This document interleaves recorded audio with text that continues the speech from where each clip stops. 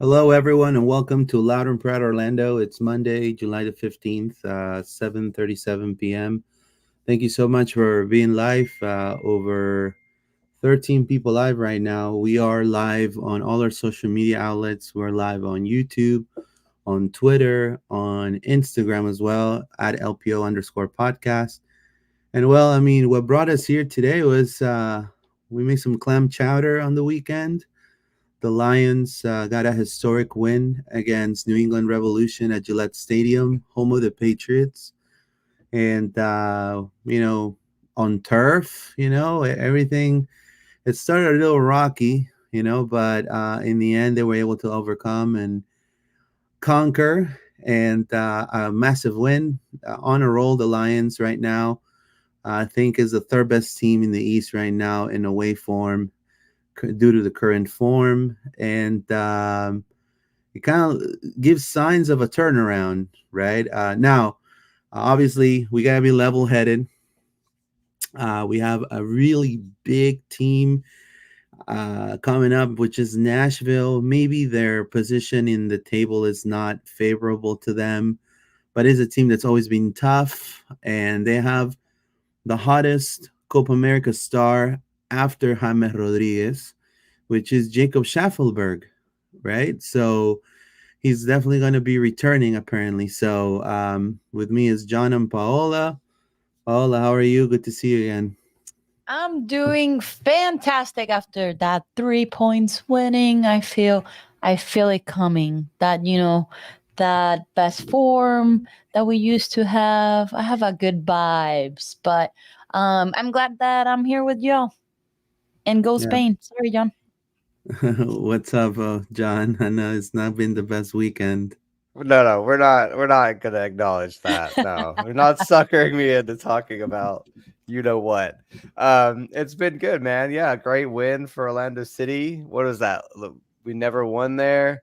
Also, Yeah, they haven't that's like good. lost. There was a bunch of stats if you check out Austin's reaction article. There's a bunch of really interesting stats around how like insignificant a win that was for us there. For Always sure. good to win on turf, man. We have not done it on turf, so lots Yeah. of positives, and yeah, it was a great weekend. I'm gonna say that. So today we're going to be talking about, obviously, we're going to be doing the New England Revs win review today. And then after that, we're going to be previewing Nashville, which is actually in the next 72 hours. And then OCB making a statement against the baby herons or the baby flamingos or whatever you want to call that bird, but it's something pink. And then four, something that sincerely was atrocious. It was a disgrace. The Copa America final disaster in South Florida. We'll discuss all of that and more. So buckle up and enjoy the ride. We're going to be reading some comments real quick. Joshua Tall says we could possibly climb up to 6 this week, hopefully. I think it will be a huge win. I think a lot of people will start buying that puppy in shirts again.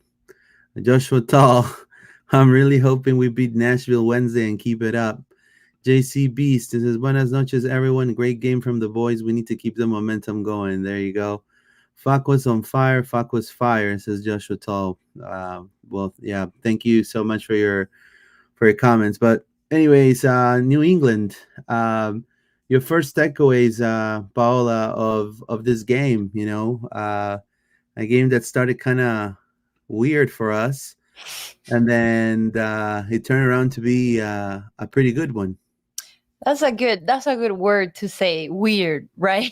Because Right. it was a little sloppy in the beginning, right? And like John said, it's turf. I don't want to make up excuses, but it's not easy going and playing turf, to be honest. And I was surprised. I thought that Copa America was played there, but I confused it with the MetLife Stadium. So I was like, ah, turf. Here we go again.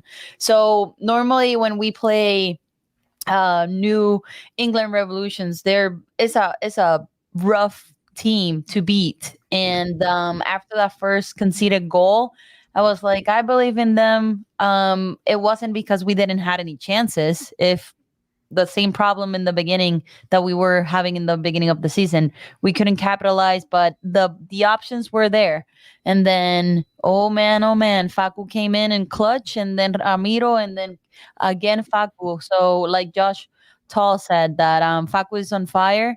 And I hope that this continues to be like this, because you can see their happiness in the locker room celebrating with Facu in the picture. So I'm really happy. I like this formation. We talked about this formation last week in our episode. I told you guys that I will rather have Enrique next to Ojeda than Muriel, and it's because we don't know how Muriel is gonna react, and he's gonna be all over the place. But so probably Oscar Pareja heard us. No, I'm just kidding.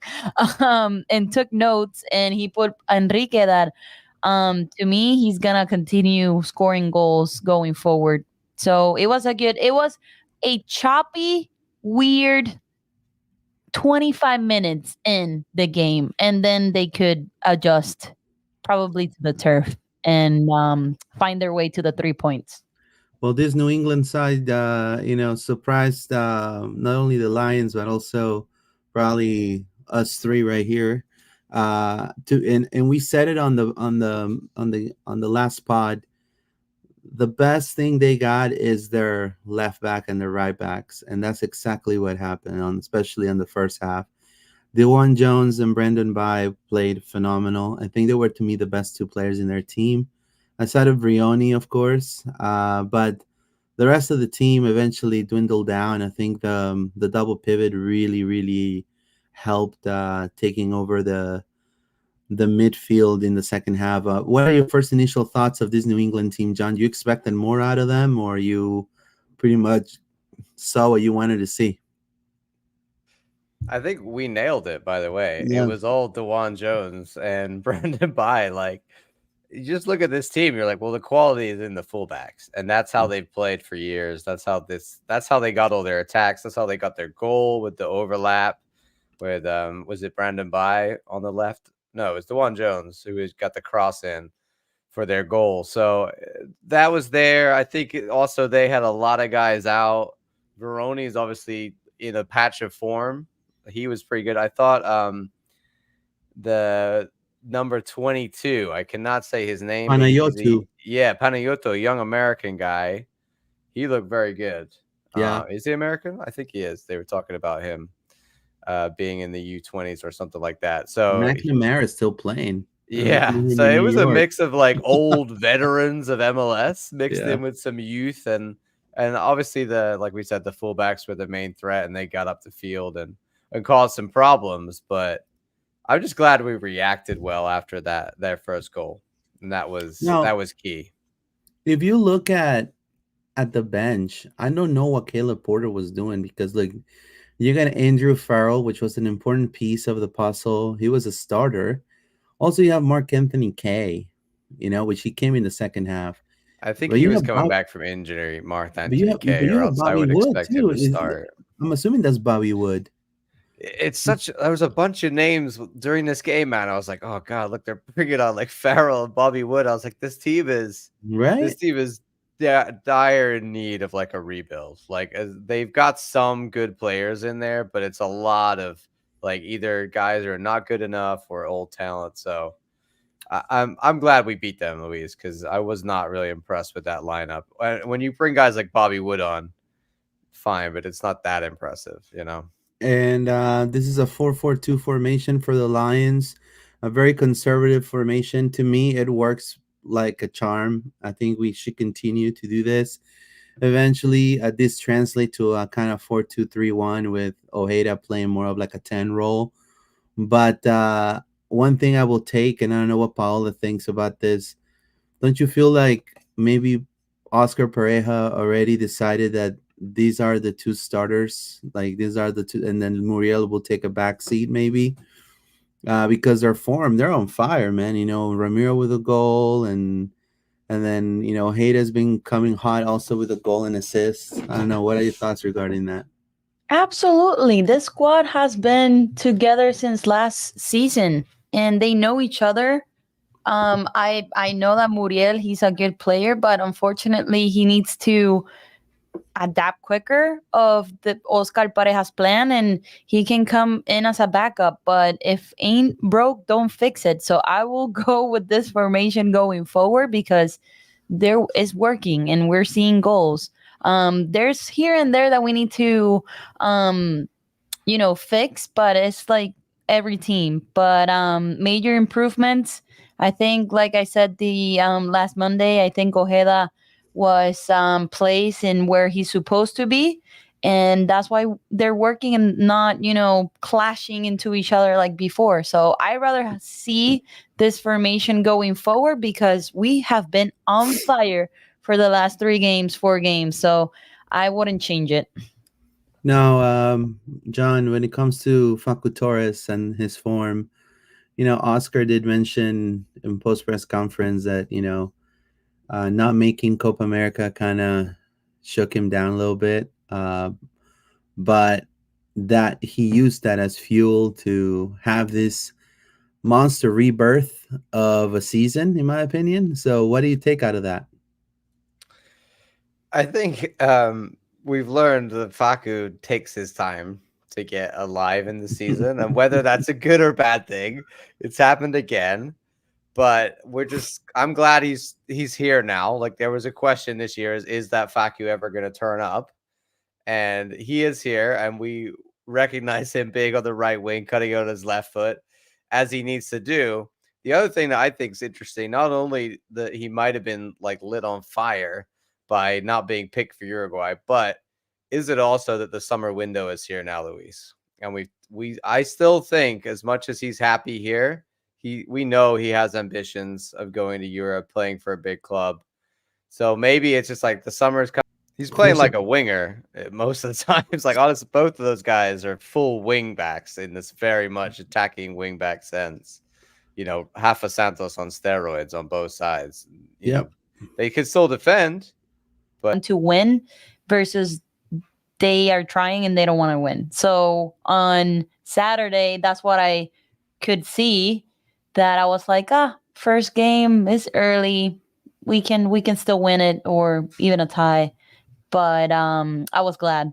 And it was weird because Facu scored it first, and then a few minutes later was Ramiro. I was like, oh shoot. So we are on fire. So I was happy about that. And then how dangerous could Orlando players be? And that will leave a huge gap where Facu is. Most of these goals are coming from him drifting inside a little bit more, so he's not shooting from such a wide position. And then he's got like the perfect position for him to use that left. We'd have like 3 players in that space. Now we're leaving it, and Facu is able to get exactly where he needs to be to do finishes like this, where it's just perfectly set up. Sure, and then the turf gives it an extra bump too. Well, yeah, No, dude, I really thought the turf was gonna like hinder us. I don't know. Their turf looks extra smooth, though. You know what I mean? Like, it's not so bad. You have to shoot from distance when you play turf.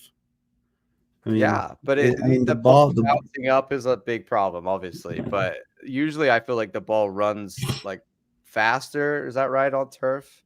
Yeah, it runs faster. Issue for us, so we just don't play well on turf. So I was pleased to see that we were able to have that flow. So Orlando here from set pieces, because this is something that, if we become masters to this, is another weapon in our arsenal. I don't know. What do you think about this ball? I hope to see more of this too with the team. I just want your opinion, Luis and John. Do you think this was rehearsed or just Ramiro being sneaky and tried to put that ball in the net? I think it's Ramiro being a poacher, which he is, but he just likes to hang around, look for that. Like, he's got great movement in the box. Yeah, and I think but also it's inspired by Cesar to make the effort to get that header. And not only does he just thinks like, I'll get it somewhere near the goal, and then Enrique's like pounce on it and knocks it in. So it's both things. I don't think it's a rehearsed situation. No, I'd be very surprised if that was it. Yeah, for sure. I mean, and look, this was another Araujo. So there is a possibility they've been practicing this, guys. I think the ball in and like the way that Cesar and Schlegel also, you notice, both like drop back to the back post. I feel like that's rehearsed. You know what I mean? I feel like there's a certain part of it here that was rehearsed, and then Ramiro just flicked it in because that's what he does. But great, the getting ahead to where we need to be, and then looking to get more on top of that. And then Oscar made substitutions to secure the victory. They put Rafael Santos, which in my opinion had a amazing second half, in my opinion. Second part of the game. Also, Nico Lodero came in. So they kind of enhanced, and also Luis Muriel came in for Ramiro, I believe. And the third one came through. Again, New England leaving a lot of spaces open, and then this one came really close. See, that's for me is like, Caleb, what are you doing, man? Like, what's I with the didn't little? notice that, You man. need an iPad. Why do you have a mini like whiteboard on this? It just no. Joshua Tall, let's keep scoring on set pieces, it says. David Albury, Santos had himself a game too, man. No, I agree. What did you think about Santos coming in for Smith? He's becoming what he was last season, a change of pace player. Kyle played. He started almost the whole season last season. It was a very successful season. And Santos, because of his inconsistency sometimes, he's better off being that type of player, a player that's gonna, kind of revamp that flank. After that, you didn't see Brandon By or the Juan Jones being much of a threat, in my opinion. I think he benefits from like the team confidence more than anybody. Like when everybody's shaky, Santos is like the shakiest of them all, right? So if we're a couple goals up and is feeling confident, then he comes on, or like in this halftime, he came on and he said, okay, you just go forward because we're already a goal down. Like, just attack. Don't worry so much. And that like helps him. I think it's good to start with Smith and bring on Santos like we did. I think it makes more impact with him coming off the bench as an attacking fullback. What do you think, Paula? Do you still think Smith, or do you think Santos? No, I will put I still with Smith.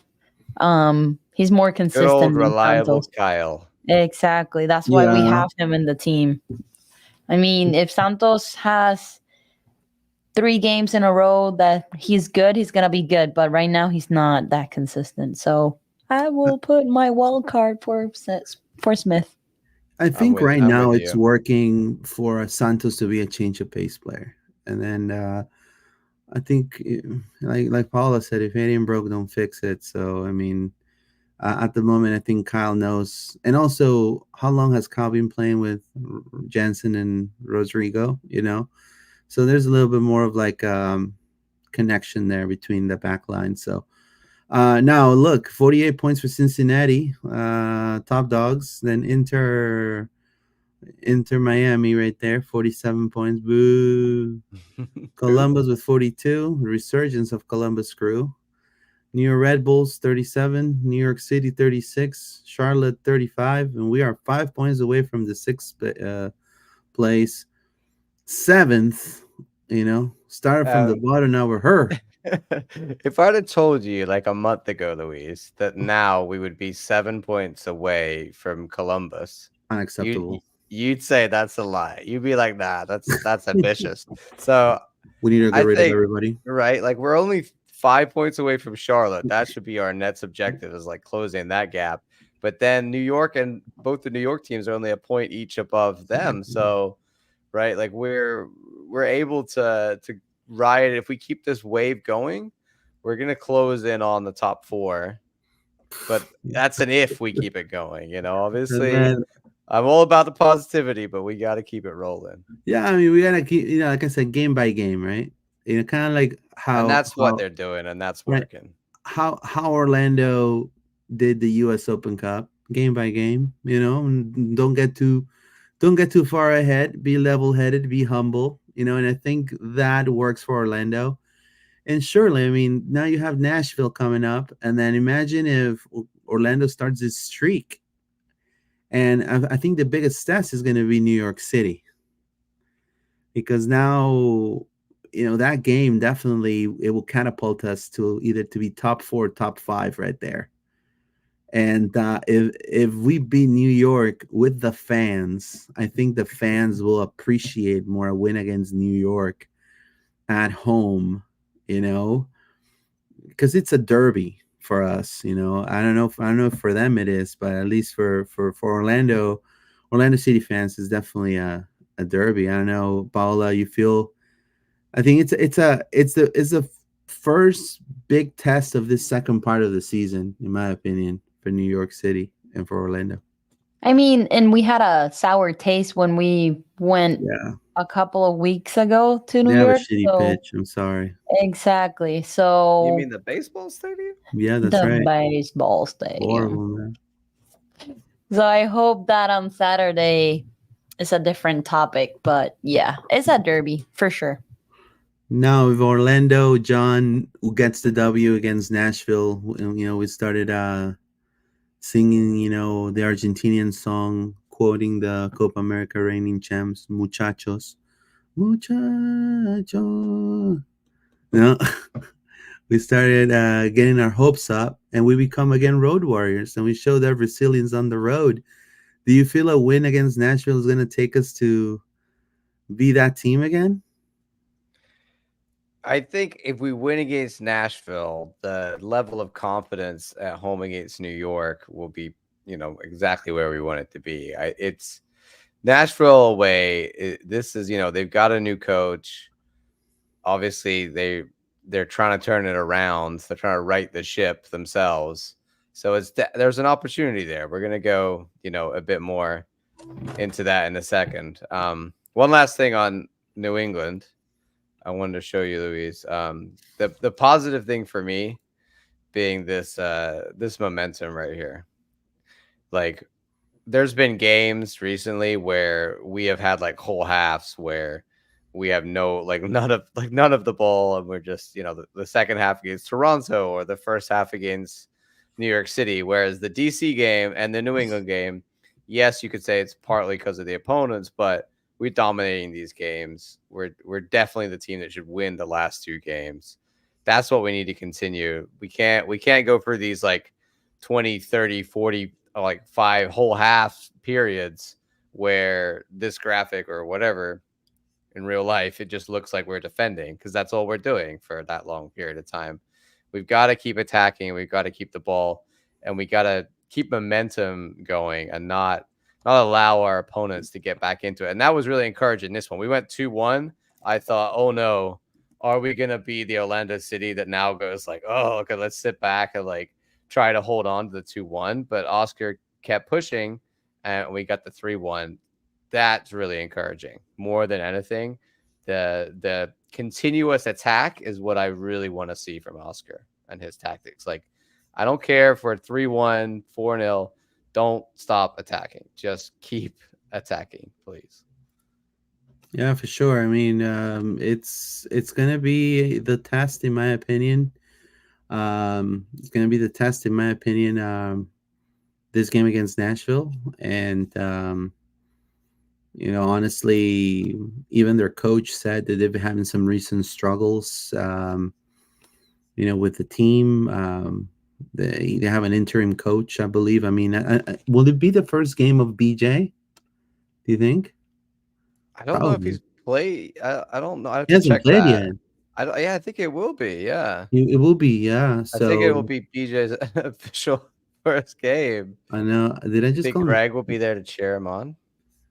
Maybe, but I mean, to me, it's they had their homegrown, the first ever Nashville SC homegrown to make a first team appearance against DC United.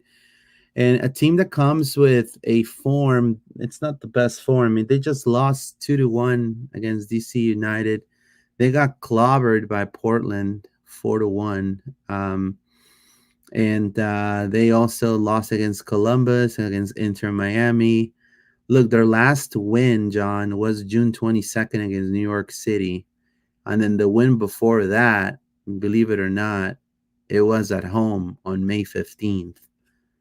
After that, it's been all L's and draws. So this is a team again that, yeah, we respect Nashville. I truly respect Nashville as an organization, but they have an it factor right now that comes pretty hot, in my opinion, and it's this kid right here. I don't know if this kid's gonna be playing, but I mean, he sure as hell had a monster. He had a monster Copa America, man. I mean, talking about Brazilians, and I'm gonna say this: Brazilians from Atletico Mineiro, from Palmeiras, from Flamengo, saying, "Hey, sign the Canadian guy. Sign the Canadian guy. Bring him to South America. He plays like a South American. Like, sign him. He's made it quite a big of a splash. I think I think he's gonna ask for a raise, in my opinion. I don't know. Do you think he's gonna make a difference against this Orlando team, John? I just love the idea of all the South American fans trying to say Schaffelberg, I know, right? Like, oh, we want this Schaffelberg kid. Yeah. Yeah. No, you're right. I mean, he cut it up, man. He just goes at it. Like, he doesn't head down, attack, doesn't care. There's certain players and strikers that will just do that. And that's what he just has he's such a direct player, and it's refreshing to see it. And he did well for Canada, and he's going to be a problem, I'm sure. Obviously Hani Mukhtar and everybody else, but this guy is like a new issue. We've dealt with him before, but he's definitely a now like almost DP level player for Nashville, even though he's not a DP. Last time we faced Nashville was when we went into the semifinal, 2023 MLS Cup playoffs. And we beat them 1-0 at Gillette Park. I don't know. Do you recall that win, Paola? I mean, in my opinion, that was a better Nashville team compared to this one. I mean, that we lost in Nashville, or we won that game? No, I think we won. I think we won. We won at Gillette Park, I believe. Yeah, 1-0. Oh, 1-0. I mean, it doesn't compare this team this year than versus last year. I don't know. And they don't have a lot of changes in their formation. Well, where's Zimmerman? That's the only one who is missing. But the rest, I don't know what is going on with them, because they still have Surridge, Mokhtar, Willis, Lovitz. So I don't know what's going on with them. And I think there's a possibility of us going in and taking the 3 points, because of their formation is not that good. But it's definitely not the same Nashville than last year, for sure. The play is Sam Surridge as a left winger. Nah. I'm sorry. That man is a 9. He's a straight up 9. Yeah, I don't know why he's there. He's not moving like a winger. So there's some interesting things going on. Maybe that wasn't really BJ that was doing it. I think that was the interim guy. So now, I don't know. We haven't really seen his impact on being manager yet. Like you said, I don't think he's even really managed a game for them. So could be a surprise. Yeah, it could be definitely a surprise. It's going to be a great game no matter what. What expectations do you have out of this game, Paola? A win. 3 points minimum. 3 goals minimum. Man, what about you, John? I'm not so confident. Like, I don't know. Nashville, are they still good at defending? I think probably, right? These guys have been drilled how to be like defensively sound. So I still do rate, Willis is always a problem. I think like he just seems to do very well against us. I think they're going to be difficult to score against and try and hit us on the counter is probably my guess, but it's hard to say under BJ what their plan is. Are they going to get Hani Mukhtar like with some more support around him? Like, because usually it's just him up on his own. I think we could get like another 2-1 or 3-1 here. Yeah, I could see it, but it could also be a very tight game. There's so many unknowns about Nashville right now. Yeah. They're so up in the air with what they're doing So, mid-season.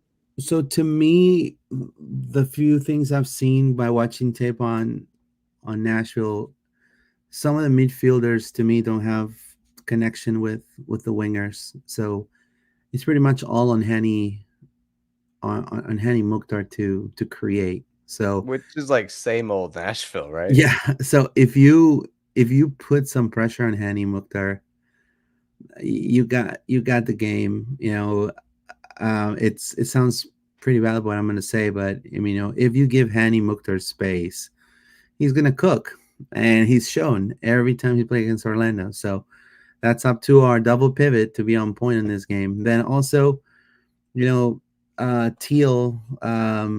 I think you have Teal right there. He's always, right behind Teal Bunbury. Right? He's always a little bit behind. He always gets long balls from either Drew Yearwood, or they always try to feed him long balls. I mean, that's what I noticed. And Shaq also tries to hit him with the crosses, and he's just too. It kind of reminds me of Tesho Akindele. He's just too alone in the box. Not a lot going on, and he gets overpowered easy by the center back. So I don't think Bunbury is going to be such a big threat for Jansen and Rodrigo. So Alex Muyl is one that I think could start, or you know what I mean. Like he's yeah, one that is a guy off the bench that maybe this could be guy, a starter. or even Isaiah Jones, right? I mean, Yeah, right. Like that's what I mean is we got to see what BJ is doing to this team. I think there's so many question marks right now. that's a bad But name. Sam Surge is not a left winger. We'll say that. That's for sure. Yeah, and I think one of their best players right now, based on form, is Tyler Boyd. So, we do good against Tyler Boyd. I think we're going to have a good game. What's your prediction score, John, for this game? I think I said 2-1 last game, and Well, then last game I said 3-0, you said and 3-0, and I said 2-1, and it was 3-1, bro. So come on, that's weird. I was like almost annoyed when we scored a third, not in a bad way, but I was like, damn, my prediction. But also, yes, I wanted to be right, Luis. We're never right. I reckon 2-1. I'll go for that again. I can what about see you, Paula? Nashville definitely more difficult than New England. 3-1. 3-1. We are Muriel's gonna averaging 3 goals a game at the moment. Yeah. I'll go like very recently. Just disclaimer, very recently. I'll go 2-0 Orlando.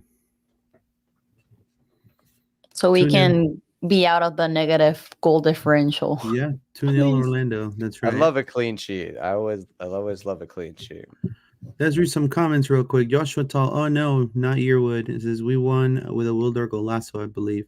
Christopher Bryden. It says definitely enjoying the 3 games. Leagues Cup break is where we know what we have, in my opinion. There you go. Thank you so much. Also, let's keep our momentum going throughout the game, like John said. It says this was about the time we saw Porter Parchisi board. I read that already. Thank you. Let's get the win versus Nashville and versus NYCFC. That's right. It's gonna be great. 4-0 Orlando, man. That's gonna be, if that's it, David. I mean, you win the lotto, man. You gotta go play the lotto if you get that right. Don't forget about us if you hit the lotto. Yeah, for real. That's nice. 4-0. I'll take that. Away from home in Nashville all day long. That's right. Yep. And again, the momentum is gonna be for Orlando to go to back home, to go and face NYCFC with the wall. Anything else you want to add before we go to the next topic, John? Or you want to do our? I don't think You so. want We to could do do a our lineup. starting 11, or we're gonna? Yeah, I feel we're gonna do the same lineup.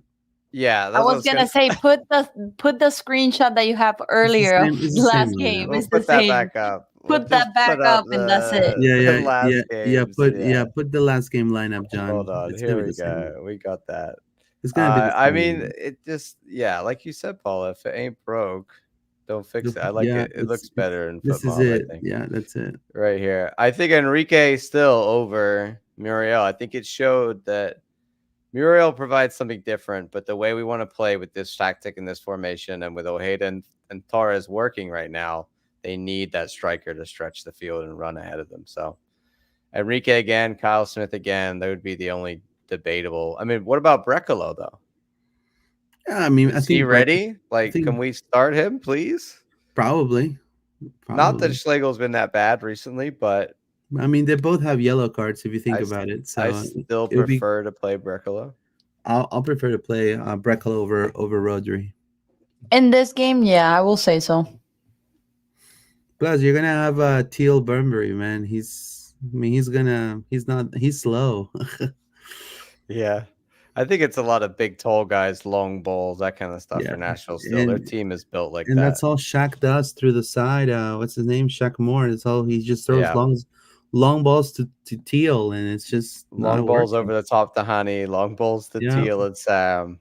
Yeah. Yeah. I also think so for us, the lineup then Galese, Smith, Jensen, Brecalo is the only change. Dagerdan, Cesar, Wilder, Angulo, Ojeda, Torres, and then Enrique again up top. Yeah, I think it's really strong, man. I think it's a strong lineup.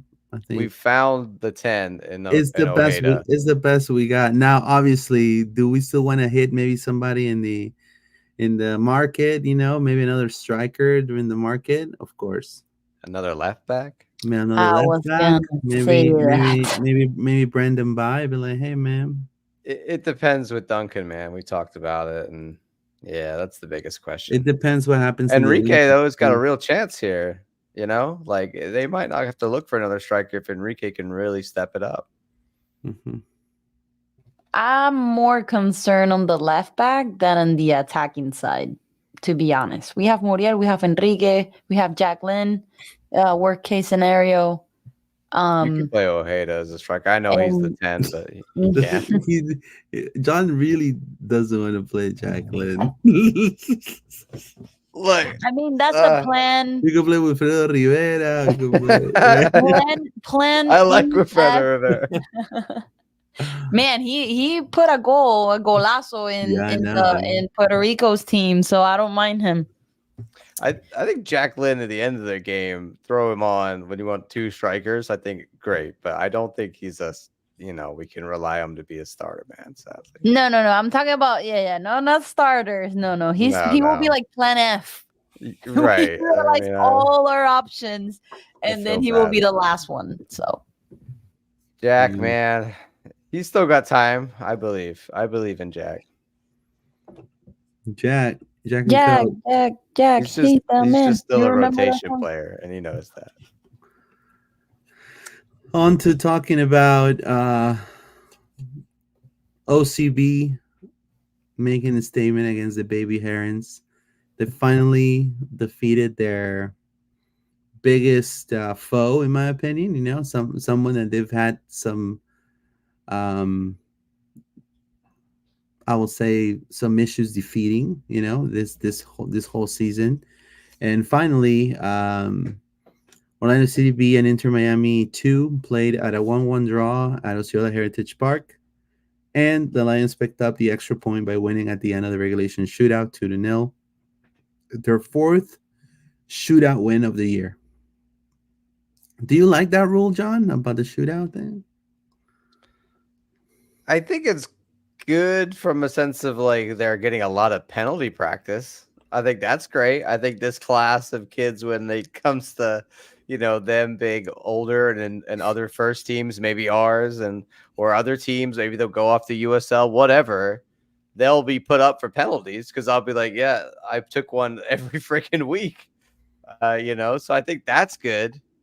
I think it's strange the way they just throw random rules in MLS Next Pro, man. I think They're trying. It's like they're. it's a It's like testing ground. it's their It's like try and error. yeah, like they're using the youth as like lab rats to experiment the things and see if they work. And I don't know. I'm not sure about some of the rules, and I think the whole you can't end in a tie is very American. I'll say that. And I think they've just put it in there to see how it goes, or they just really want everybody to get really good at penalties. I don't quite understand why they do it, but it's strange because when you go back and you go, oh, they won, and then you go, no, they didn't. Well, they won on penalties. So when you look back at results, everything kind of has an asterisk because like there's a lot of results this year for OCB where they tied it and then won on penalties. So they get 2 points instead of 3 points. It's just strange. I love those jerseys, man. I would love to get one of those jerseys. A lot of people would, but you can't buy them. I'll pay for. Will you buy one of those jerseys, Paula? I like them. I really, really like them. So I wouldn't buy them. I like the black. It kind of gives them like a little bit of an like edge. that shadow. Yeah, they're like they're like kind of like Sith Lords. I don't understand why they can't, like, there's like a rule like they can't wear the same jersey as the first team. Like it's got a different badge on it. Why not? Like what? I mean, they used to for the couple of last years, but not. They wore like not variate. It's always a different. The lotto kit. It's like they take the it's like they take the non-authentic version and put the logo on that or something. It's not. It's never the same. Like it shouldn't have the emblem. It should have the different patches and stuff. Poor kids. They give them the most cheapest kit in the. It's just I think it happens to all the B teams though. They're all getting these kids. Oh, poor kids. It's not. They're not getting the same level as the first team jersey. So this is like the Adidas stock jersey, whatever. They're like. And this is not for sale too, but they accidentally made a really dope jersey and now everybody wants it. Yeah, it's a really dope jersey, man. But there you go. I mean, good for them, We have some words from Wilfredo Rivera and Coach Manuel Goldberg real quick here that we were able to. Thoughts following the match tonight?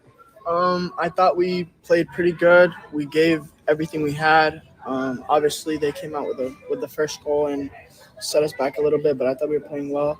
And thankfully, I was able to make a difference coming off the bench. And off that difference here, the second question is, you scored a great goal after some tough individual work.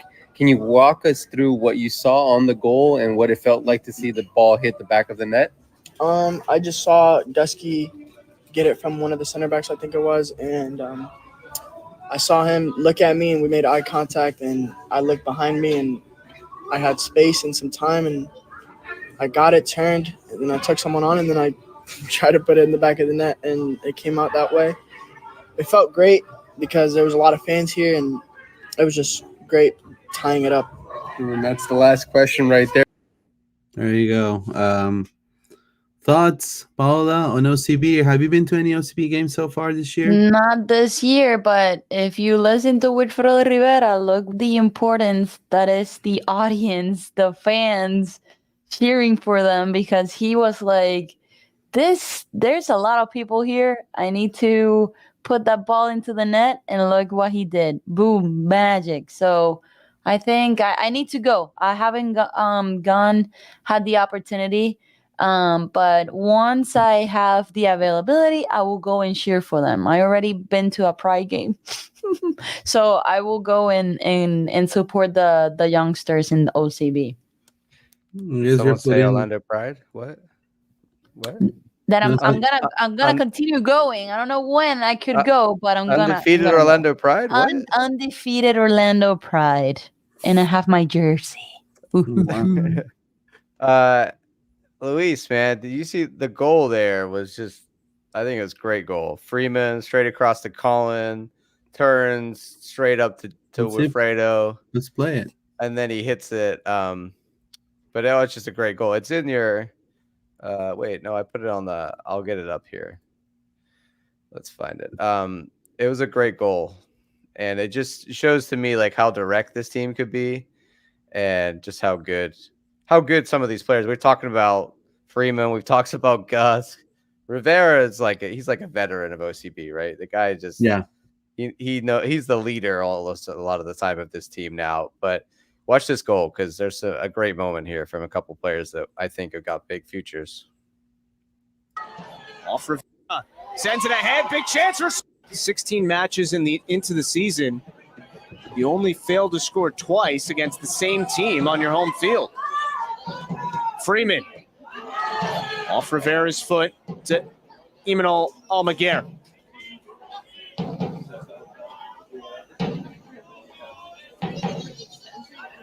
It was just like the first team right there. Oh! Middle What with it! I keep missing it. There we go. It's coming up. That's Thomas. Can hear the crowd. Can hear you. Can hear Here the is OCB. Freeman. There you go. Rivera to the middle with it. A strike and he scores!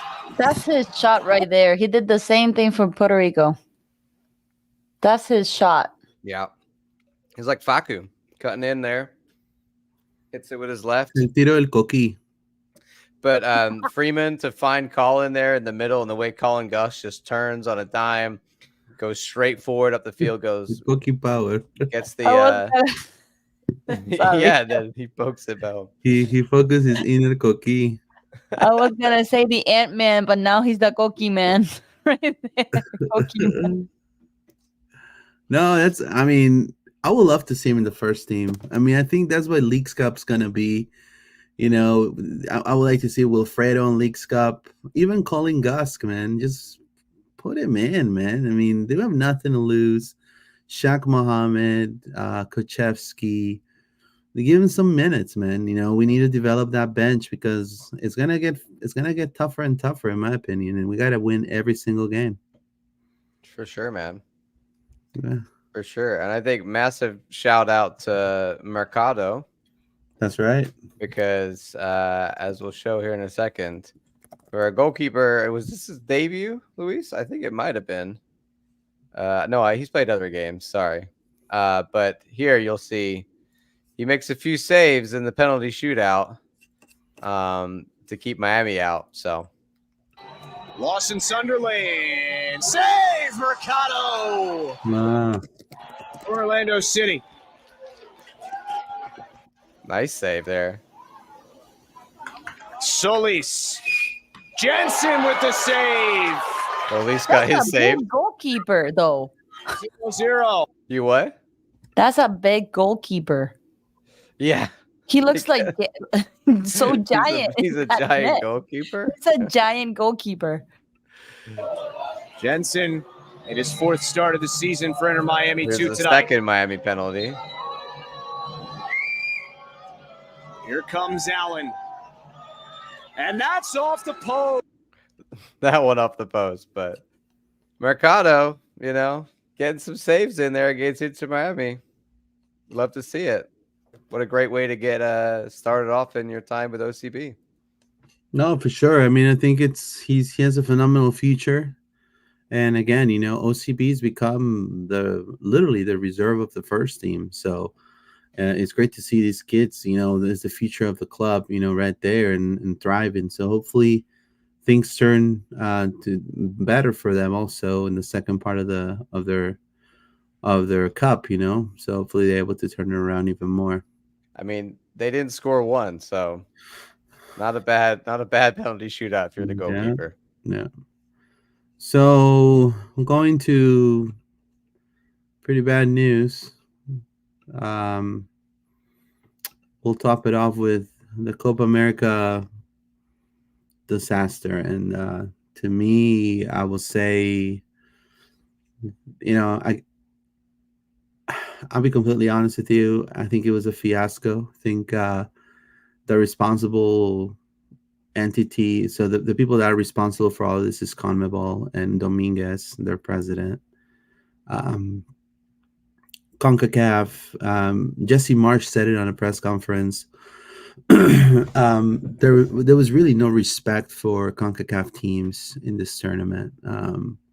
And again, to keep it in simple terms, what CONMEBOL did with all these stadiums were kind of pretty much like Airbnb. They say, hey, you just give us the keys of the castle, we'll run everything, we'll bring our people. They were offered help to run this, and they decided that they wanted to take the money and they wanted to make more profit rather than paying people that know how to run these type of freaking games.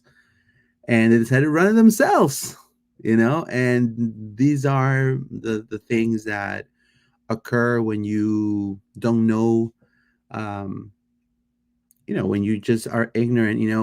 In an NFL game, this could never occur because people at least have some sense that is, hey, I don't have a ticket, I'm not going to get in. Hey, I'm not going to be dumb enough to jump the fence and be trespassed for life, right?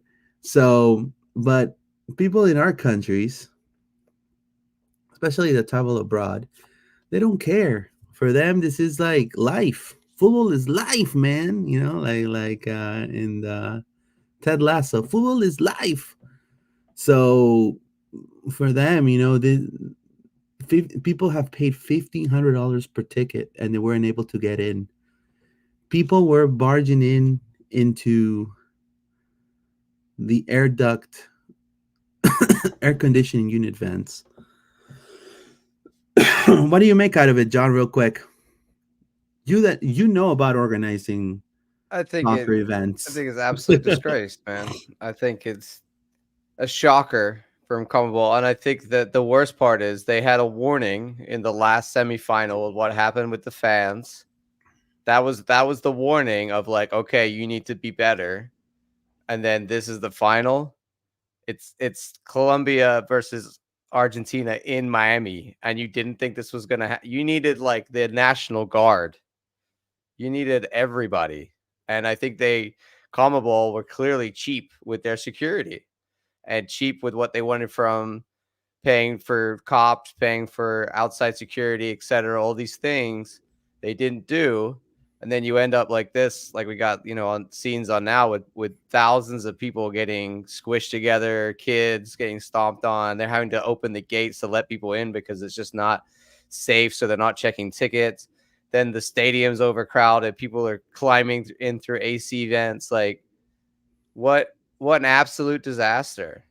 It's embarrassing, man. And the worst part is, like you say, is the outside nations, the people from outside of the US are just blaming us. Like this. Yeah, they're blaming this. It's all, World Cup's going to be a disaster. It's okay. Well, first of all, this is the first time Copa America has been here in the US, and this run. It's the second time. Sorry, the second time. But the first time it run, sorry to interrupt you. The first time it happened, CONCACAF and USSF were part of the decision making of a lot of things. And that's the difference. And that's it. Like, you can say all you want, but this is run as NFL stadium. This is run, we have massive sporting events all the time. And yes, often we have massive sporting events involving Latina fans from countries like this, ran by the organizations in the US, and it's all fine. So clearly CONMEBOL messed up.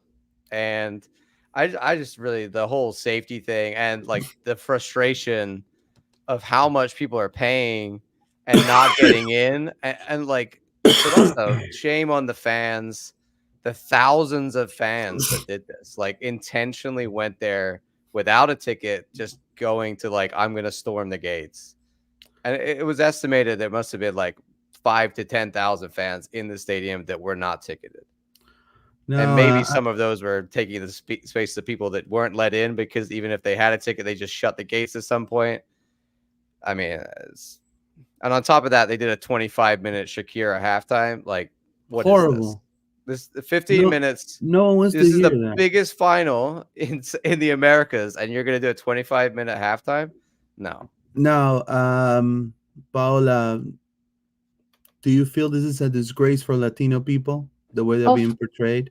Of course, we're looked. I feel so too. We're looked at everybody's the same, unfortunately, right? And I have friends over there that they were like, I was texting them like, "Hey, are you okay? Like, you got into the stadium?" They were like, "This is intense." Like, they were under stress. They got in, but it was crazy. It was super crazy. I don't know if they're gonna do it again, but it's a disgrace. I feel that unfortunately we're gonna be looked at all as one, right, because of this audience, and we're not, and it's unfair, and I don't know why. It was funny at some point because they were jumping the fence and then walking like normal. I'm like, dude, what are you doing? Like, that's freaking illegal. But it's a disgrace, and I thought that they learned from the Uruguay and Colombia too, right? Yeah, in Colombia incident, and they didn't. So it's a disgrace. So let's listen to Taylor Twellman. I had the pleasure of meeting him in several events because he's he's accredited, obviously. So let's see what he said. In Miami last night and leading up to the game. Who is in charge there? Best you can tell. Who runs the event that led to such a garbage way for people to get into the stadium? Buddy, you and I have been living in this country. We've been doing sports a long time. I think Miami has hosted some big events, if Super I'm not Bowls. mistaken. Yeah. Right. So when you have less security than a Hurricanes versus Ball State football game, that tells you that Miami, the Dolphins family, Hard Rock was not in charge. From everything I can gather over the last 24 to 48 hours is that CONCACAF, the U.S. owners of these stadiums, provided the base of what CONMEBOL should have done. They chose not to do that. They chose to take the money, and it's gross. It's real gross. And Rich, I tweeted this morning because I think a lot of people are misconstruing this. It's the exact same thing that happened against England, Italy in the 2021 European Cup final. I was in the building. They blew down the gates. They came in the middle of the game. Ian Dark and I are sitting there calling the game, and people without tickets were coming into the press box, sitting next to us. Whoa. And so what all the organizations need to do here, that was UEFA, and initially they came out and blamed the fans, and then UEFA studied it and they blamed Wembley and the FA.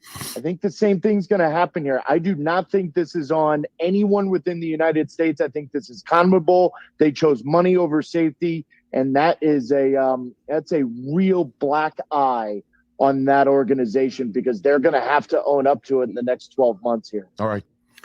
It is completely true what Taylor says. That's exactly what it is. It's all solely on CONMEBOL. The United States could host any events. And I do want to say, as a journalist, I could tell you FIFA events are events that are ran by FIFA. They bring their people from Europe to 1 year before the event even takes place. They examine every single area deep down where the stadium is, the pitch condition, the weather conditions, everything, to make sure that the fans and the safety guidelines are being followed. Aside, they work with they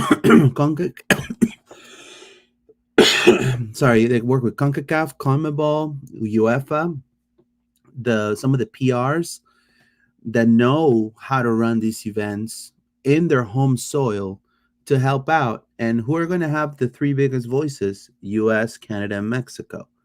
So, at that point, it's also going to be on them. But I believe that after this fiasco, they're definitely going to put a big question mark on Miami. That's number one. And two, this is not going to happen again. And not only that, control your beer, control your temper, control your beer, control your emotions.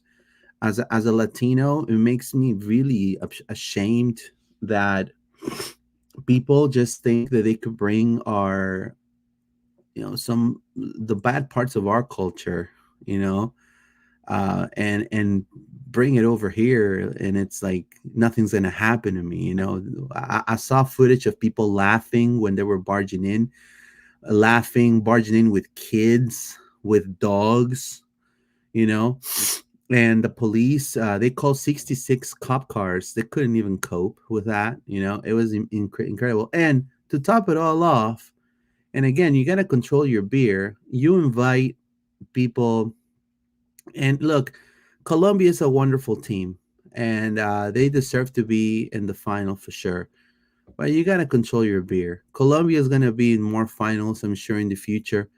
Don't They were acting like this is the last time they're ever going to see Colombia ever, and even the president of their federation got arrested. The president of the federation got arrested for battery and assault, and his son as well. So not only they get drunk, but they also break the rules and making their country look like crap, even though Colombian people are very nice and very, very responsible. It just makes them look, it just makes us Latinos in general look like we're a bunch of, this is like Game of Thrones. We're about to, like, it's like the Targaryen house versus the Stark house, man.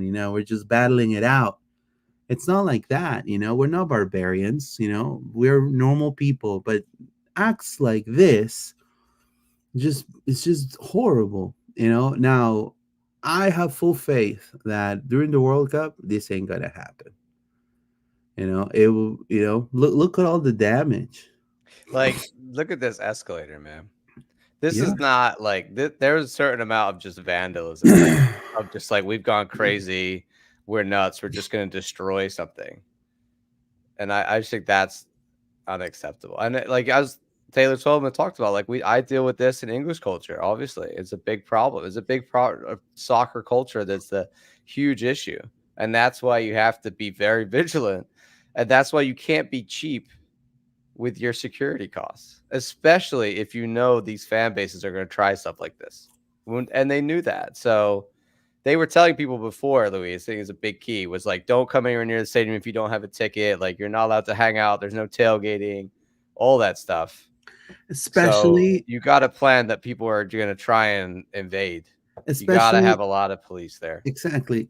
Especially after, like you said, John, and you, Paula, as well, you mentioned it, the Uruguay-Colombia situation. That was one warning shot. And the second warning shot was the massive, the Colombian fan, fest that was happening the day before at night in the streets of Miami. It was massive amounts of people, so that should have told you, hey, you know what, we better probably get like triple security or maybe more security checks here, because one gate won't do it. At that point, I would have called in the National Guard for the next day and been like, we're going to need you, because 300,000 fans just stood outside a hotel all night for no reason. So what do you think they're going to do to get into the game? Yeah, but the portrayal, and I tell you, because that's what I do every night at 10:30 p.m. I go and I'm in a different podcast. The first thing they blame is the United States cannot. They don't. Soccer is not. It's not their first sport. We told you so. They can run the Copa America. They can run the World Cup. They're incompetent, so they go towards the country, and then not only that, their president gets shot. What's happening in America? What's going on? You see, so it's the perception. Now, you knew this could have occurred. If you're CONMEBOL, you knew this could have occurred. There's two instances right there that show you the Uruguay-Colombia game, and then the massive amount of Colombian and Argentinian fans in the city, in the streets of Miami, parading hours prior the game and taking over even like the streets and the traffic and all of that. Unfortunate, but why have we not had any of these problems during the Euros, Luis? because UEFA has, number one, the pitches are. I mean, be honest with you, there's soccer specific pitches there, for real, for real. I mean, that's number one. That's another thing. The money grab part of that is putting it in stadiums like the Hard Rock. That's part of the money grab too. If you would have put it on Interco, even at the Fort Lauderdale Stadium, soccer specific pitches, this would have not occurred. But you want to money grab it. You know, the Argentina Canada game, you know how many people went? 85,000 people. You multiply that by 1,500 per person. That's what you can make in one game. That's why Copa America, it's not in Ecuador, in Peru, in Chile, because they cannot make money. They just can't. It's not the same. Even though it probably would run smoother, in my opinion, they won't make it. So, well. So the Euro final, Luis, 65,000 people in the Berlin Stadium. Yeah. So I think, if you've got a big stadium, you could do it like that. It's a different, man. And I think it really showed the difference between the two tournaments. Like, not just like the reffing, the way that this all been ran, the pitches. There's so many examples of this can be better, and the Euro is showing how you can do it better. For sure. Yeah. we gotta do better. I mean, the World Cup has to be the best event ever, better than Qatar. Will it be, though? We'll see. That's up to the federation. That's up to also the host nations and also FIFA to make sure. Just, I just can't believe like how clearly we didn't get that. I know for a fact, because I have even friends that worked at OPD, that Orange Sheriff. What happened in Miami would have not occurred in Orlando. I mean, just would have not occurred, And then people tell me, no one also, and just to kind of play devil's advocate, no one in their right mind thought, hey, by the way,